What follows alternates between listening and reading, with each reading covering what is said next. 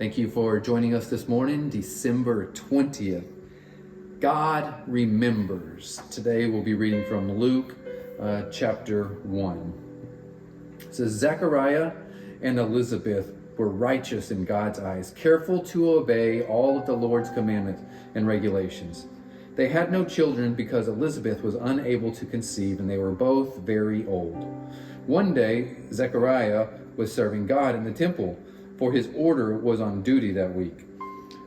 While Zechariah was in the sanctuary, an angel of the Lord appeared to him, standing to the right of the incense altar.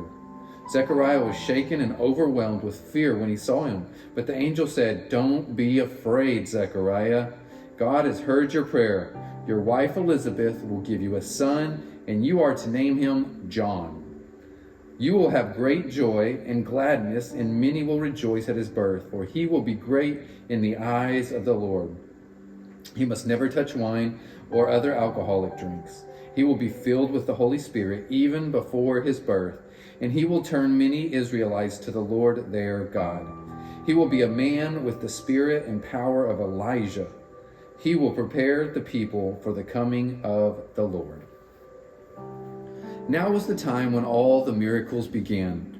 After speaking to prophets like Habakkuk and Malachi, God fell quiet for a very, very long time. For 400 long years, God's children looked up to heaven and could have heard a pin drop. It had been 500 years since anybody had seen angels, and it had been 600 years since Shadrach, Meshach, and Abednego walked through the flames with a fourth blazing angel from heaven. But then, all of a sudden, it was like hundreds of quiet years shattered, and God's voice reverberated loud in hearts. There he was, an angel appeared right in front of the old man, a certain wrinkled and graying priest named Zechariah, a priest who was shocked that his name had been drawn to offer the incense in the holiest place in the temple. It was a special day to come only once a year, the Day of Atonement, the day when people celebrated being made right with God. And throughout a priest's whole life, his name might never be drawn to go into the holiest place. And once it was drawn, it could never be drawn again. This was Zechariah's big day. Zechariah's name means God remembers. But some days, Zechariah felt like God had forgotten him. Everybody else had the gift of a child, but not Zechariah.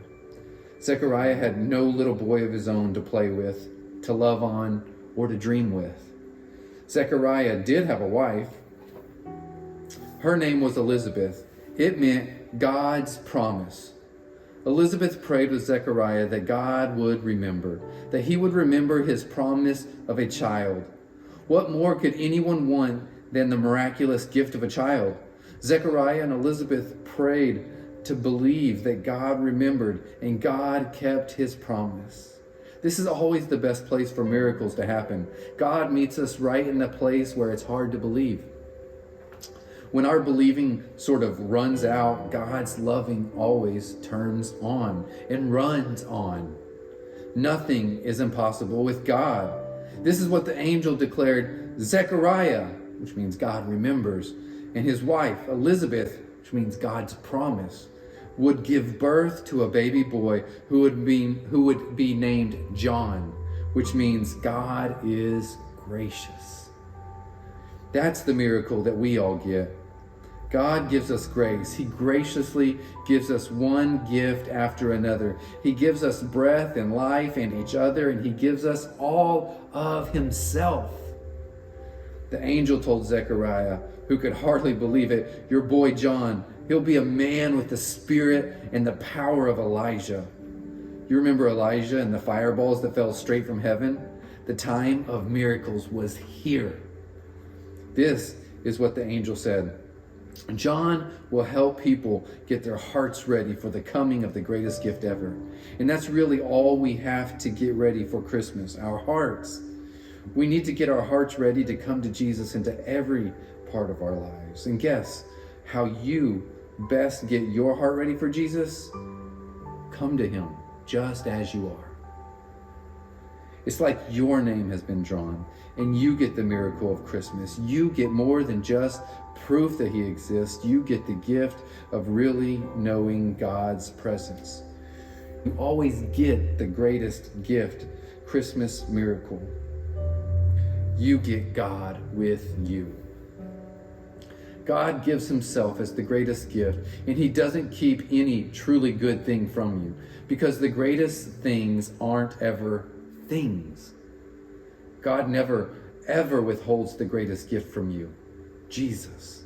Jesus is all good, and he's all yours, and this is always your miracle, your greatest gift. And the best thing is that you can always have as much of Jesus as you want. Can you feel the miracles beginning already? Why do you think the miracle of Christmas is one of the greatest miracles of all?